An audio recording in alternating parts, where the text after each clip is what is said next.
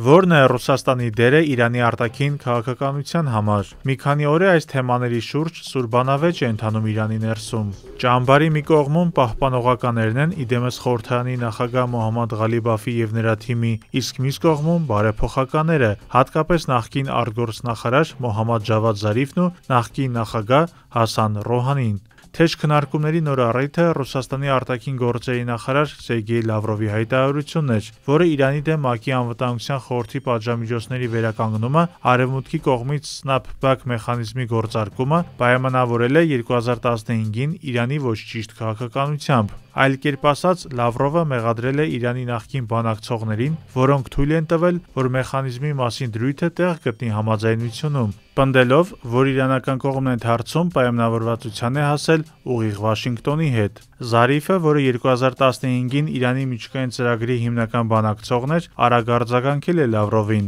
բացատրելով իր որոշման նպատակը, ասել է, որ Ռուսաստանն ու Ֆրանսիան իրականում շատ ավելի վատ պայմաններ էին առաջարկում։ Նրա խոսքերով Մոսկվան իրականում փորձել է խոչընդոտել Արևմուտքի հետ միջուկային գործարքը եւ կանխել Իրանի բնականոն կապերի հաստատումը Արևմուտքի հետ։ Ըստ Զարիֆի ակնարկածի, Մոսկվան մշտապես հանդես է գալիս ոչ թե կոնֆլիկտի հանգուցալուծման, այլ կոնֆլիկտի օգտին, միևնույն ժամանակ թույլ չտալով ռազմական հակամարտություն։ Սրան էլ գումարվել է 2013-ից 2021 թվականներին Իրանի նախագահ Հասան Ռոհանիի անվան շուրջ քննարկումները, որը Իրանի դեմ ՄԱԿ-ի անվտանգության խորհրդի սահմանած պատժամիջոցների համատեքստում քննադատել է Մոսկվային եւ Պեկինին, ինչպես նաեւ իրանական կողմի սերտ համագործակցությունը նրանց հետ։ Այս ամենը քաղաքական մեծ կրքեր է հարուցել երկրի խորհրդարանում։ Խորհրդարանի նախագահ Ղալիբաֆը մեղադրել է նախկին պաշտոնյաներին նման զգայուն ժամանակահատվածում Իրանի կարևորագույն գործընկերներին Մոսկվային եւ Պեկինին թիրախավորելու համար։ Ղալիբաֆին ավելի կոշտ բառամթերքով միացել են պահպանողական թևի այլ անդամներ,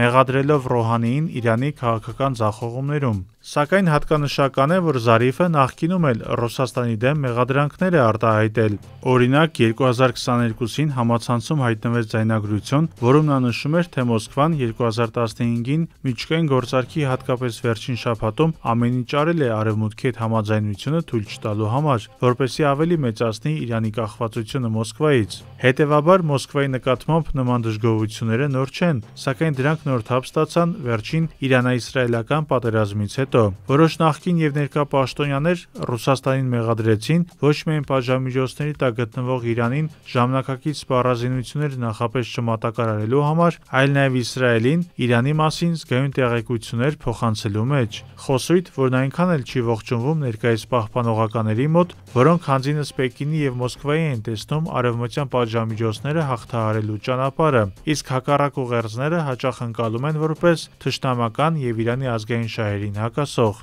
Սակայն դժգոհություններ հնչում են նաև Չինաստանի ուղղությամբ։ Որոշ նախկին պաշտոնյաներ եւ փորձագետներ մեղադրում են Պեկինին Իրանի դեմ սահմանած պատժամիջոցների պայմաններում կրավորական կեցվածք ընդունելու, Թեհրանին ցուցաբերելիք ակտիվ աջակցության պակասի եւ անգամ բարձր մակարդակի հանդիպումներին ընթացք չտալու մեջ։ Ընդհանուր առմամբ քննարկումները երկու մասի են բաժանվում։ Սերտացնել կապերը Մոսկվայի եւ Պեկինի հետ դիտքավորվելով հակաարևմտյան ճամբարում, թե փորձել ավելի հավասարակշռված քաղաքականություն վարել, հնարավորինս խուսափելով վերոնշյալ կենտրոնների ազդեցությունից։ Թերևս ամենակարևորը մնում է կայունությունը։